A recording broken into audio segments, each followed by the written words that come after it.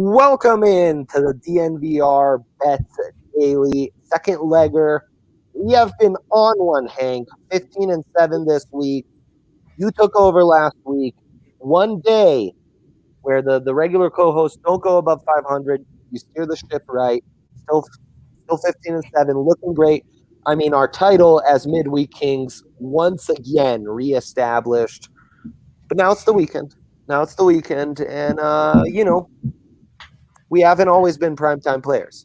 So once again, we're going to our go-to arm in long relief, Henry Chishom. Hank, how are you doing today? I am doing great. Extraordinary. That's about all I have to say, yeah. Wonderful. I mean, it's been kind of like a good day. Got Buffs podcast done, wrote a little bit about the Buffs, did TDSP, got to talk about a bunch of my favorite animals. I'm drinking like this beer and this coffee at the same time. That's always fun. It does cool things to you, and like the way you think. So, yeah, good day. Madden game coming up in an hour. How are you feeling about that? What is the spread on that one? Because with a little behind-the-scenes assistance from yours truly, we now have spreads on those games. Yeah, so I was actually kind of surprised. This is a pick-em for me this week. And, I mean, I won last week 63-7. I think I dropped 50. No, I had a loss before that. But then the two games before that, I dropped like 50 and held the other guys to single digits. So I was a little surprised. I thought that I'd be like, I was wondering if I was going to be a 2-score favorite or not. And to see pick'em was a little disappointing, although I am going on the road to Lambeau, which is never easy. So, wow. Those are truly insights you can't get anywhere else. With that, I can feel Hank is hot. He's done nothing but we've kept him podcasting all day long. So let's just keep it rolling, Hank. Let's start with your big three. What are you feeling in this weekend where no NBA for us? So I cheated a little bit and took an odds boost. That Miami and Georgia Tech to win plus 100. I explained it earlier. Maybe you guys have already heard why I like this. But the big reason is these are two teams who are playing games at home, who are favored. Miami by 3.5, Georgia Tech by 8.5, I believe. And you're just taking to win. You know, that's our favorite kind of bet, is selling a couple of points, making these little can't-miss parlays. And I feel like DraftKings put a good one together and boosted it. And so I took it. I've got MacKinnon to score at plus 107. In all actuality, I'm actually going to be like betting on everything MacKinnon. I just had to pick something for this, and I chose to score just because I feel like the payoff is worth the bet. Whereas if you want like the over 3.5 shots and it's minus 165, I'd rather just bet on one of them going in and get better odds. And Rory to win the Arnold Palmer Invitational plus 350. I think so. I gave that out this morning when the odds were like plus 2 something. I think he did struggle a little bit later. He's now 2 back, but still, I mean, when you look at the names up there, he's right in with anybody else. I still like that bet at plus 350 because I'm not sure if I already said this, but he has won this like I think 2 years ago. Yeah. That's an ambitious card, Henry. That is an ambitious card. Lots of pluses there. So you don't see our nice record and think, oh, I want to protect that.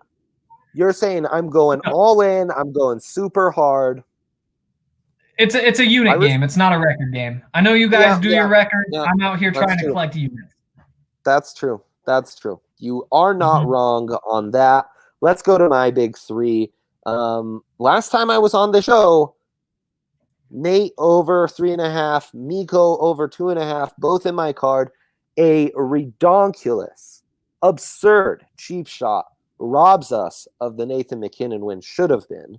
But because of that, we get really nice juice on Mac, who remains one of the league leaders in shots on goal, averaging well over 4 per game, 13-6 on the year. He's still doing fine. And as you said, Hank, we want to be in on everything, Mac. We'll get into that when we talk Avs and all. But like plain and simple, you want the 3.5 shots. He's going to be a man on a mission. And unlike in the first leg where we weren't quite sure he'd be playing, all reports seem to indicate that he will play today. Miko over 2.5 shots is a guarantee. That's hit 7 of the last 10, 14-6 the overs hitting for you on the year.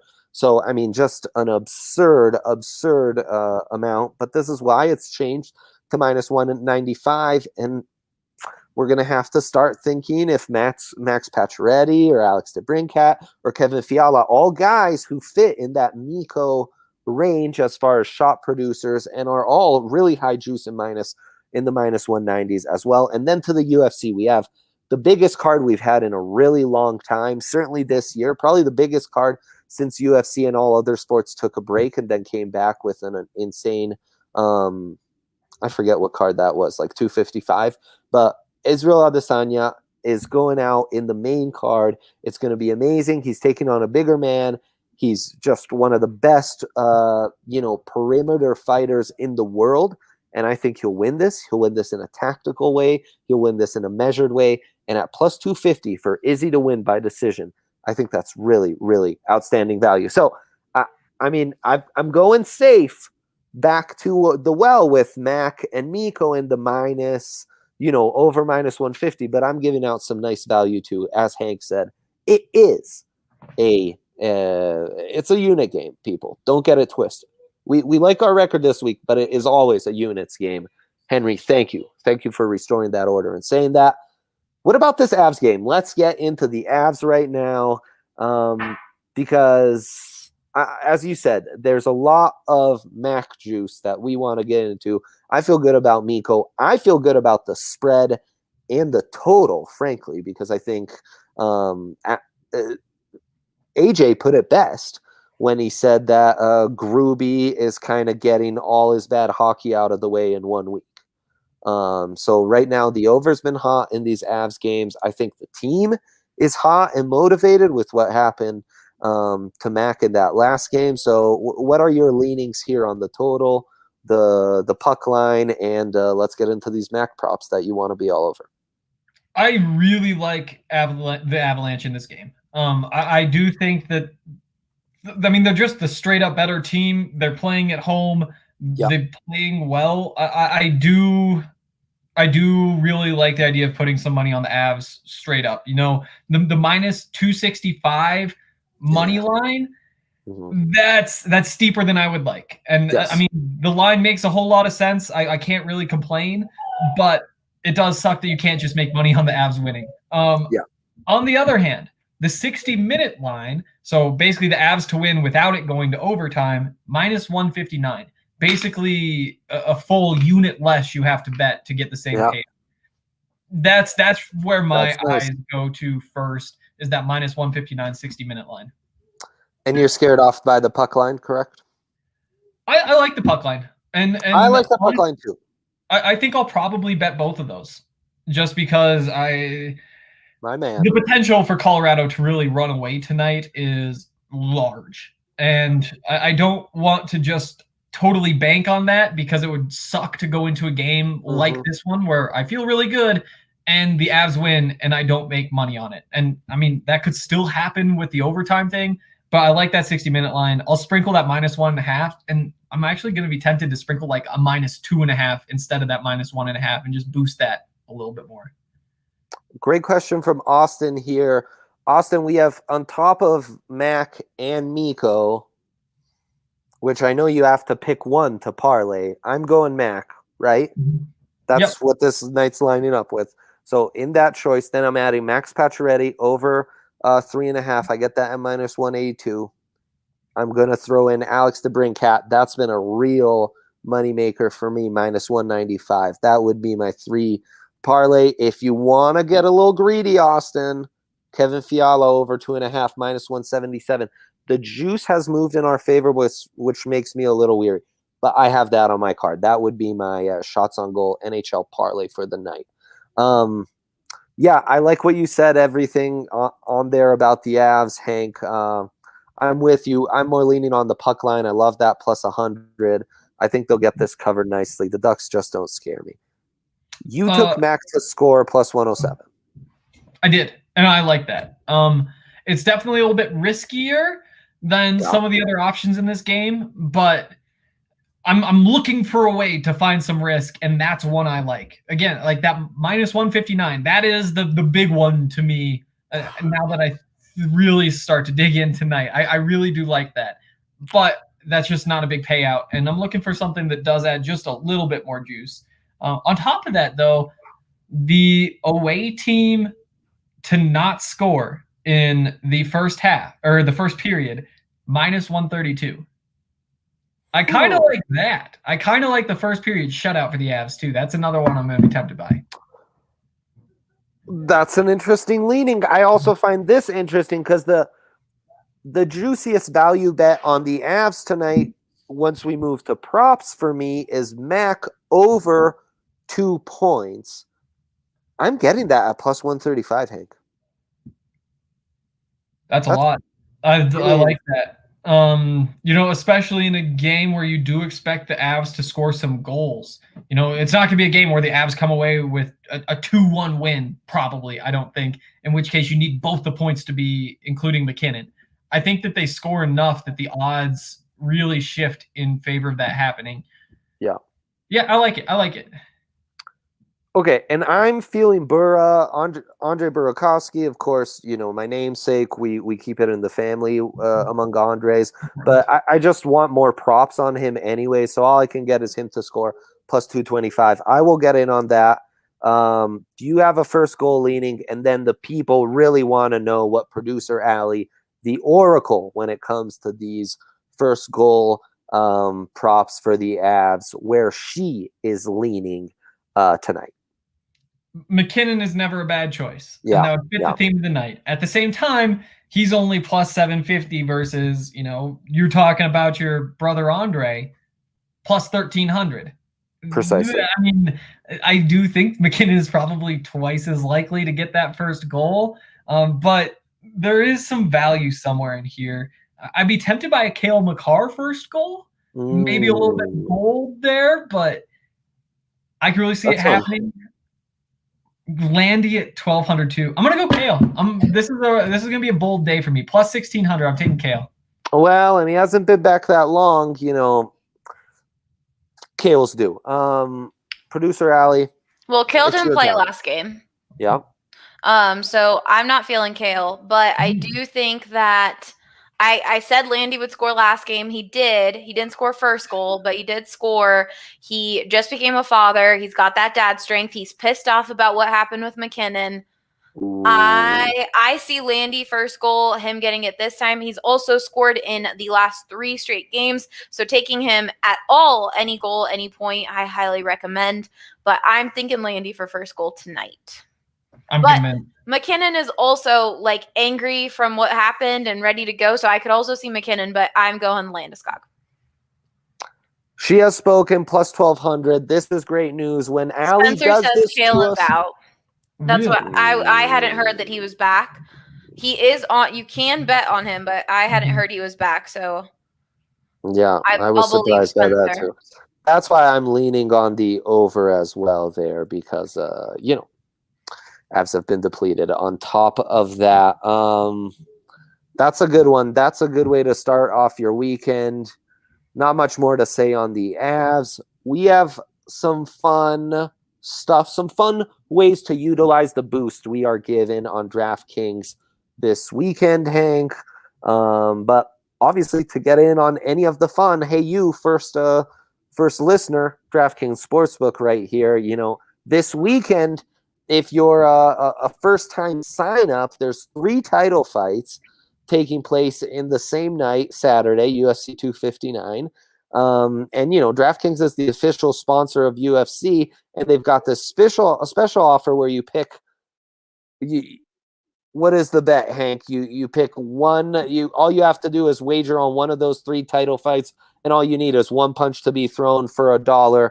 You win 100. It's an insane deal. It is guaranteed free money. These title fights are too high level to end on a flying knee, which is what would have to happen here. So it's just a guarantee. And look, as Ryan says, if you were somehow to lose that $1 bet, lucky you just got the story of a lifetime. On top of that, you signed up to DraftKings.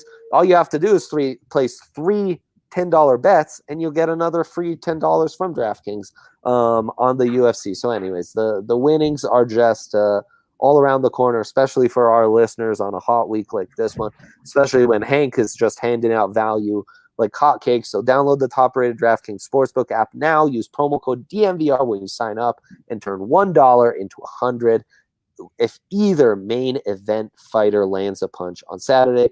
Place your bet and watch the fist this weekend fly. That's code DNVR to turn $1 into $100 if either fighter lands a punch. For limited time, only at DraftKings Sportsbook. Must be 21 or older. Colorado only. New customers only. Restrictions apply. See DraftKings.com/sportsbook for details. Gambling problem? Call 1-800-522-4700. All right, Henry. Dilemma of the day. Double dilemma because double boost in play. How to best utilize our college basketball and our UFC boosts. So obviously I have some takes on UFC because we've already got into one of my big three as a UFC pick, and I'm always dialed in on these big cards. College basketball, though, Hank, you're our guy. You already have two leanings on Georgia Tech and Miami today, and we're in a bit of a pickle because the Saturday lines aren't up. And there's a lot of great games on Saturday. It's rivalry week. And so in lieu of those lines not being up, I have created a parlay based only on my now 3-year-old daughter's leanings on the mascots that these teams have. I'm very excited about that. It's a proven method. It's a money line system, so you'll just take these money lines when they come out. You're going to take FSU over Notre Dame. You're going to take West Virginia over Oklahoma State. Massive upset. I like Oklahoma State. I thought a 3-year-old's going to hear Cowboy. That's going to be her pick all day. She heard Mountaineer, immediately thought Mountain Lion, and went with that. Obviously, West Virginia, they're one of the favorite picks on this show anyways, so we'll ride with that. West Virginia over Oklahoma State. That should be a phenomenal game at noon tomorrow. And then Purdue over Indiana. Like, I asked her, what would you take, a train or a person from Indiana? Obviously, the train won out. Yeah. Never even in doubt, Henry. And then in one of the other better games of the weekend, Illinois over Ohio State. So it's a favorite-heavy parlay. Look, she's a 3-year-old. She's not value hunting. But that's what I'm giving out. That's what I'm using that 4-leg boost right there. I really like it. And I'm going to be really embarrassed when Lucia hits her parlay and I don't hit mine.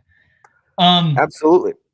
So DraftKings doesn't have the lineup, but the ESPN app is saying that USC's a 1.5-point favorite over UCLA tomorrow. You'd have to imagine the DraftKings line is going to be similar to that.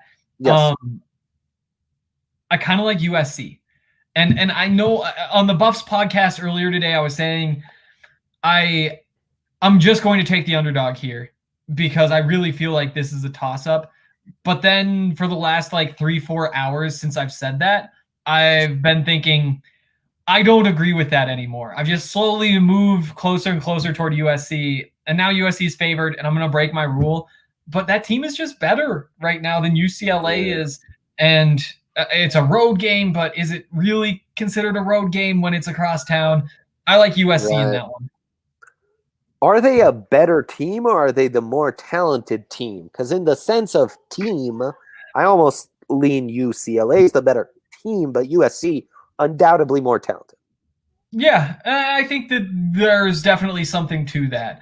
With UCLA, they lose Chris Smith, their best player, 3-4 months ago, and it kind of sparked them a bit. And they have definitely been running through Tiger Campbell, the point guard, more than they would have if they had the team. It definitely does, or more than they had Chris Smith, but it is definitely more of a team feel because of the way the season has gone. They've kind of forced to move that way. Whereas USC, I think that is fair to say that they aren't quite as cohesive. They don't have the same glue, but they just have enough people to score enough points to win basketball games. And that's something that UCLA, they definitely have against a lot of the conference.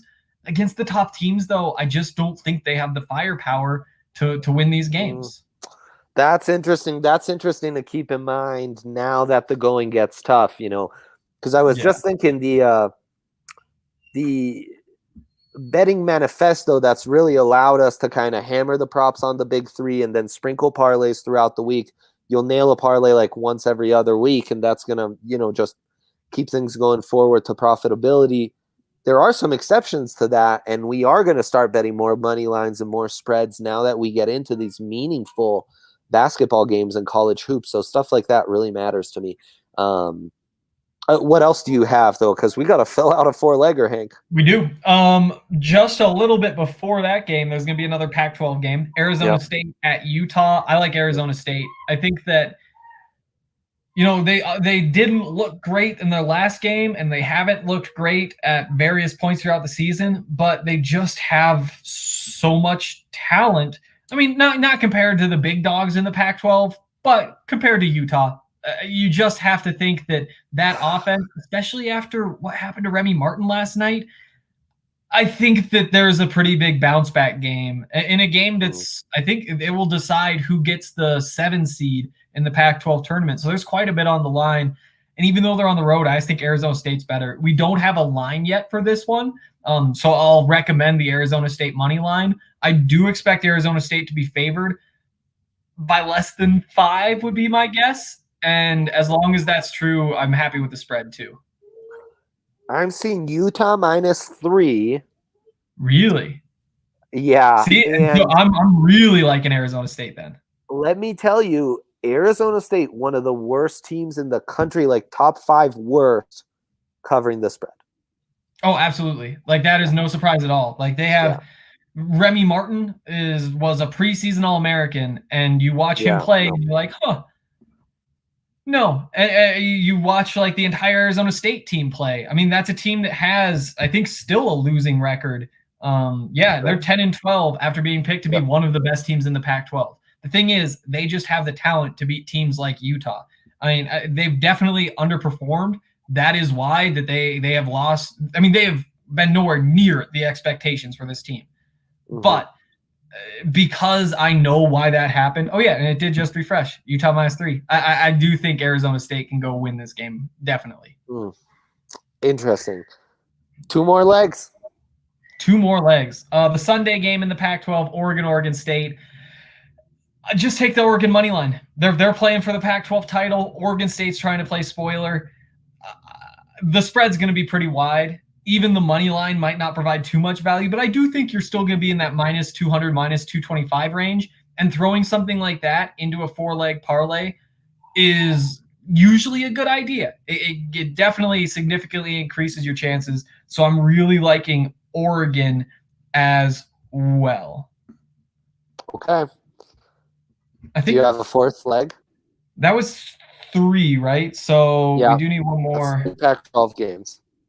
Yeah, those were the 3 Pac-12 games. That's my big area of expertise, and the ESPN app just crashed. So I'm trying to pull. How about taking Miami, who last I checked was up early, and adding them to those 3 Pac-12 teams? Yeah, like Miami, I like that. I'm already mentioned the Georgia Tech, like that one as well.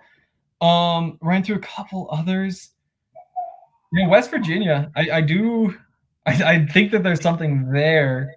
Yes. Press Virginia is a great live bet, too, because they just, when the going gets tough, Press Virginia will press you, and everything comes together for them. Okay, so you're doing a 3-leg Pac-12, and then a choose your own adventure 4th leg.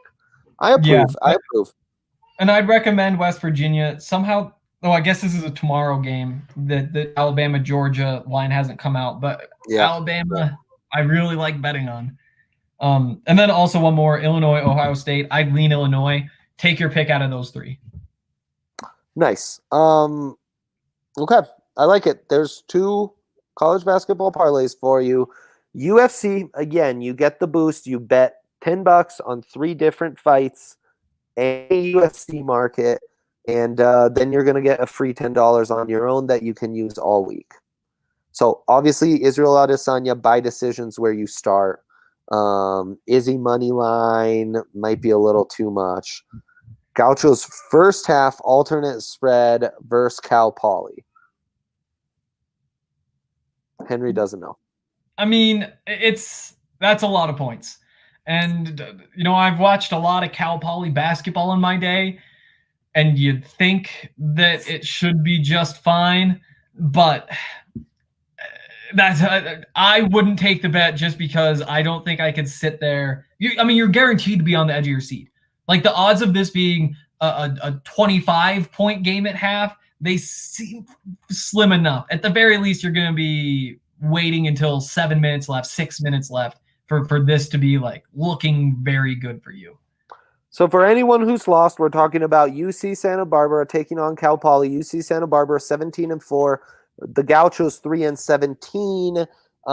So obviously Santa Barbara, big favorite, 20-point favorite. So what Austin's trying to do is going with an alternate first half spread. He's trying to buy it up to get himself a little more value to 15. You're right. You have seen a lot of Cal Poly basketball. So I defer to you, Henry. I defer to you. You've covered that stuff, yeah?